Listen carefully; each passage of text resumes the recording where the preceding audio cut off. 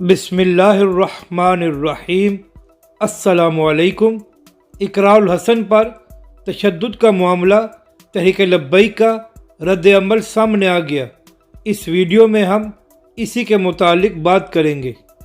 ناظرین کرام، اقراء الحسن صاحب ان لوگوں میں شامل ہوتے ہیں جو تحریک لبیک پر سب سے زیادہ تنقید کرتے ہیں۔ ابھی چند ماہ پہلے جب تحریک لبیک نے لانگ مارچ کیا تھا، جس وقت علامہ سعد حسین رضوی جیل میں تھے، تو اس وقت سوشل میڈیا پر اقراء الحسن صاحب نے تحریک لبیک پر خوب تنقید کی تھی۔ اور آپ سب جانتے ہیں کہ ایک دن پہلے اقراء الحسن اور ان کی ٹیم پر بدترین تشدد کیا گیا ہے۔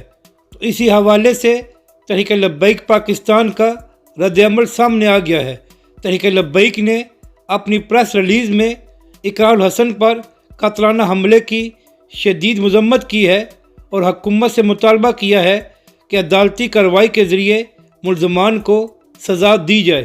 ناظرین کرام، اگر یہاں پر تحریک لبیک پاکستان خاموش رہنا چاہتی تو خاموش رہ لیتی، کیونکہ ان کے مخالف کو پھینٹی لگی تھی، لیکن تحریک لبیک پاکستان نے اقراء الحسن کا ساتھ دیا اور کھل کر ان پر ہونے والے ظلم کی مذمت کی ہے، جس سے ثابت ہوتا ہے کہ علامہ سعد حسین رضوی اور تحریک لبیک پاکستان اپنے مشن پر قائم ہے کہ وہ ہر مظلوم کے ساتھ کھڑے ہیں اور ہر ظالم کے خلاف ہے۔